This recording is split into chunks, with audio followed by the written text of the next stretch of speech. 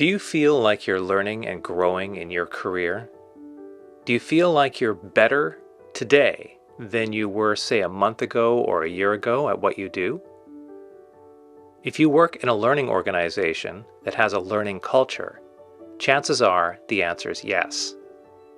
Let's explore what makes learning organizations, how to measure them, and how to shift your organization to more of a learning culture.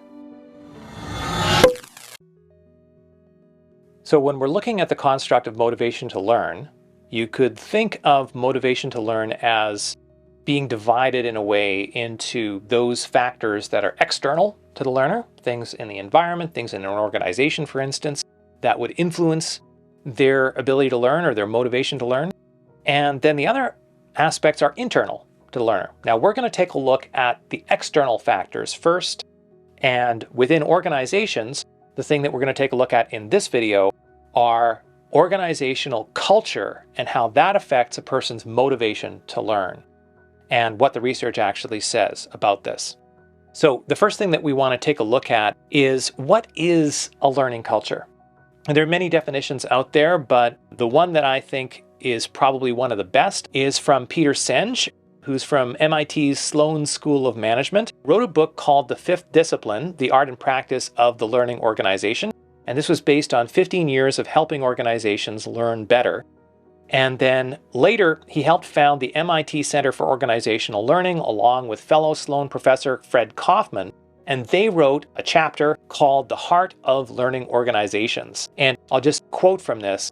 "We believe a learning organization must be grounded in three foundations. 1, a culture based on transcendent human values of love, wonder, humility, and compassion. 2, a set of practices for generative conversation and coordinated action. And 3, a capacity to see and work with the flow of life as a system." So what does this actually look like? Just to take some of the highlights from The Heart of Learning Organizations, Senge and Kofman provide these key aspects of learning organizations themselves, the actual organizational factors. Cultural norms within these types of organizations defy business tradition, so they're willing to look at things in new ways, openness to new experience. Love replaces traditional corporate will to homogeneity, so instead of corporate control, it's more affection. Change is viewed with wonder and an opportunity to grow rather than a frustrating breakdown for which somebody is going to need to take the blame. There's a holistic understanding that real life is complex and that any model is a simplification. They are spaces for generative conversations and concerted action, and they're built by communities of servant leaders. Now, those are the aspects of the organization that are important.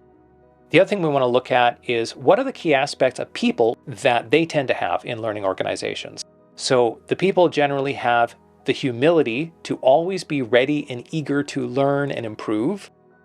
They have compassion to appreciate that opposing viewpoints are valid. They're always inquiring into the systemic and organizational consequences of their actions. They engage in regular reflective practice so that they're actively learning from everything that they're doing, and that they share what they learn with their peers and others. So now let's take a look at the psychology of learning culture, and probably nothing has a bigger impact on this than whether or not people in the organization and the organization in general has either a fixed or a growth mindset. This is a concept that was created by Dweck from Stanford University's Graduate School of Education, and I've got a link in the description below to a great TED Talk that she did on this and a video on teaching a growth mindset that she did at Stanford University. And you could think of a learning culture itself as having either a fixed or a growth mindset. The idea behind a fixed mindset is basically that you believe that your traits and your knowledge and skill are basically fixed, that you're incapable of learning or growing or changing. This is just how I am. This is how I'm always going to be. I'm never going to change. As opposed to a growth mindset, which is the belief that you can change and a desire to change often that goes along with the growth mindset, that you're constantly seeking ways to improve and grow and learn. So the interesting thing about a growth mindset or a fixed mindset is that they are both self-fulfilling prophecies. In other words, if you have a fixed mindset, if you don't believe that you can learn and grow and change, then you won't. And if you have a growth mindset and you believe that you can learn and grow and change, you will learn and grow and change. And researcher Carol Dweck famously captured the idea of fixed versus growth mindsets in her book, Mindset: The New Psychology of Success. Now, the other thing that we want to take a look at is the difference between, and this is very closely related to mindset, is the difference between a mastery orientation and a performance orientation. This is something you also see within individuals, but also within organizations. Having a mastery orientation means that your focus is on yourself and on your own personal development in order to master a subject. So you just want to be the best you can be at something, and you are constantly learning everything you can to be the best you can be. And you're constantly reflecting on your own practice to better yourself. And what you see that is the hallmark of mastery types of action is that when someone has a mastery orientation, they are constantly comparing their current performance to past performance. They're constantly saying, am I a better person today? Am I better at this today than I was yesterday? When people have a performance orientation, it's totally different. Performance orientation is about proving to others and demonstrating or performing for others to prove to others what you know or what your skills are. But your motivation is coming from a place of fear. You are afraid of losing status or importance if people don't recognize your capabilities. So someone with a performance orientation is constantly making comparisons between themselves and others, as opposed to just looking at their own past performance and reflecting and saying, am I doing better? Am I getting better from whatever point I'm at? Someone with a performance orientation is looking at everyone around them and trying to figure out, where do I fit in the hierarchy? How do I gauge whether I'm better or worse than somebody else with regard to a particular performance? Now, within organizations, they have either a mastery climate or a performance climate. There's a Norwegian research team that was led by Robert Buch, where he looked at the difference between mastery and performance climates. The difference here is that in a mastery climate, you have an individual focus where it's reflective, there's career development, innovation, and productivity. And in a performance climate, the individual focus is on your rank and productivity performance metrics against a group. So how do you stack up against the group? The social emphasis in mastery climates is that you really want to focus on your contribution to the community of practice in terms of team achievements. How are we doing as a group? The social emphasis in a performance climate is interpersonal competition, rivalries, social comparison, and regular performance reviews.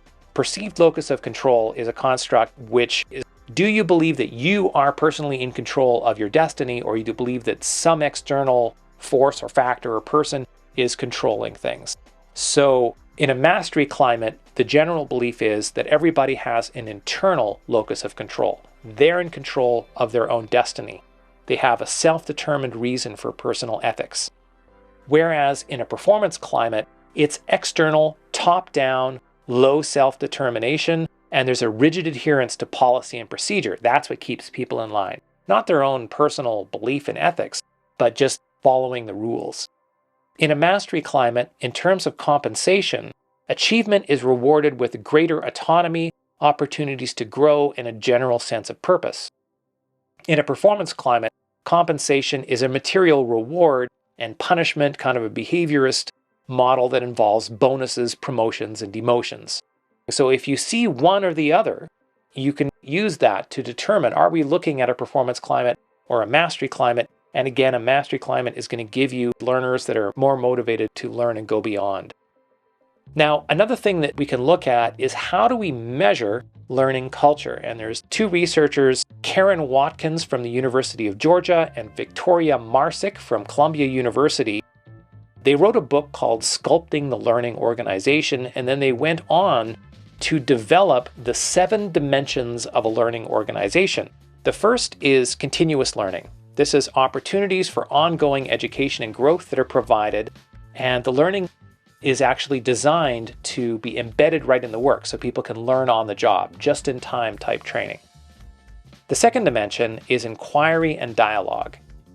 This is the idea that the organizational culture supports questioning, feedback, and experimentation, and that people gain productive reasoning skills to express their views and the capacity to listen and inquire into the views of others.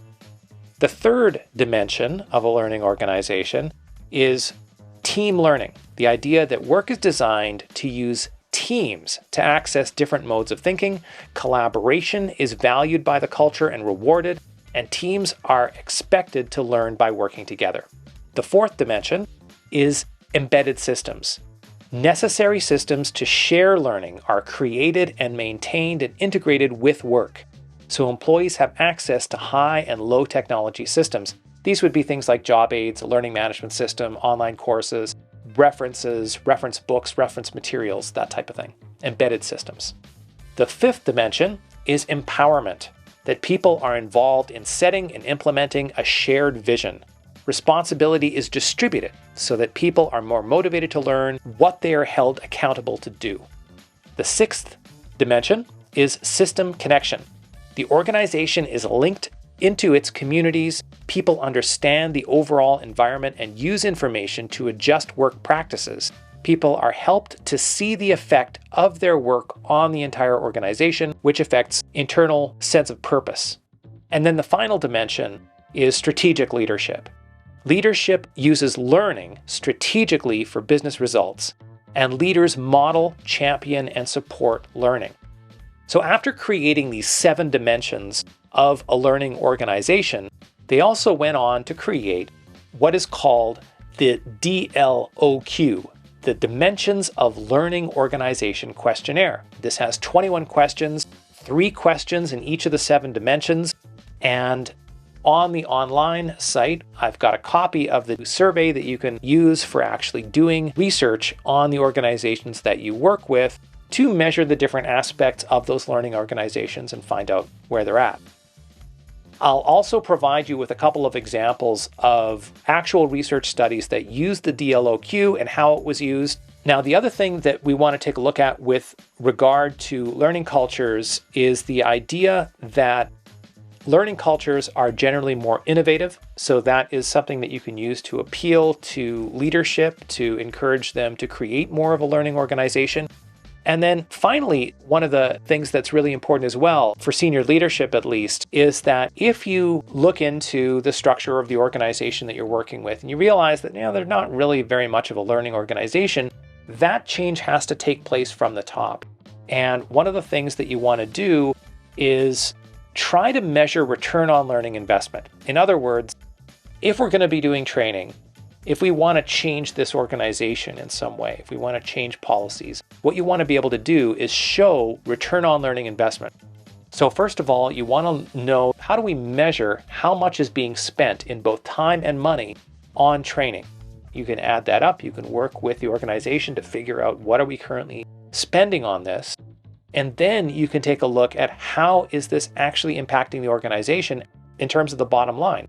Is this actually having an effect? And it doesn't have to just be monetary.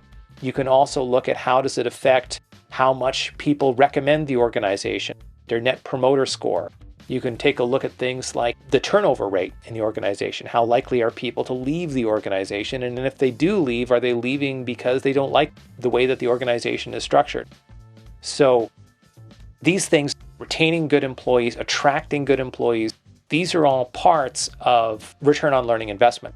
And another aspect of this is to consider the potential cost of not doing training. Imagine if we didn't do training, how would that affect the organization? What could that potentially cost the organization? And consider things like people being injured or killed on the job. That's horrible. And if people weren't trained properly, you could have a lot more injuries on the job, which is very costly in terms of people's lives and their quality of life. Another thing is equipment and property damage. If people aren't trained properly, if they haven't learned the right things, they may not use equipment or property properly and damage things. Another one is fines due to being out of compliance. How much could that cost the organization? Another one is reputational damage, loss of customers. And then just wasted time. How much time are we wasting on an old way of doing things? So these are all examples of things that you can contribute to figuring out what is this training actually saving the company from? How can we put a number on that? And often, if you're dealing with senior leadership who their focus is really on the bottom line, these are ways of convincing them that doing the training, making these changes is worth it. It will pay off over and over again. These are all things that we want to look at with regard to company culture. Okay, so we've taken a look at Kofman and Senge's idea of the heart of learning organizations, how you might describe what a learning organization is. We've looked at the idea of having a fixed versus a growth mindset from Dweck. We've explored the idea of having a performance versus a mastery orientation within individuals, and having a performance versus a mastery culture within organizations. We've also looked at the psychological construct of having a perceived locus of control and how that impacts the learning culture itself. Then we looked at Watkins and Marsick's work on the 7 dimensions of a learning organization and their subsequent survey that they developed called the DLOQ, and how you can use that to actually measure whether or not you're in a learning organization and how close it is to an ideal.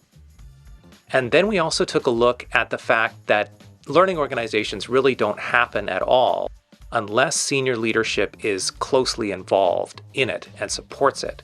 So we looked at arguments for return on learning investment that can help in convincing senior leadership of shifting further in the direction of being a learning organization. And all the notes from today's video, all the information is in the free online course. In the link in the description below, if you register for that course, you can get free access to all the stuff that I post every time I post a video, all the notes and all the information. And in this case, the questions from the survey and everything are in today's post, so that'll be available to you. And the other thing I'd like to know, though, is for you personally, what has been your experience of being in your organization? Is it a learning culture? How close is it to a learning culture? What sorts of experiences have you had with the organizations you've worked with in terms of how you feel that they've helped you develop in your career? I'd love to know.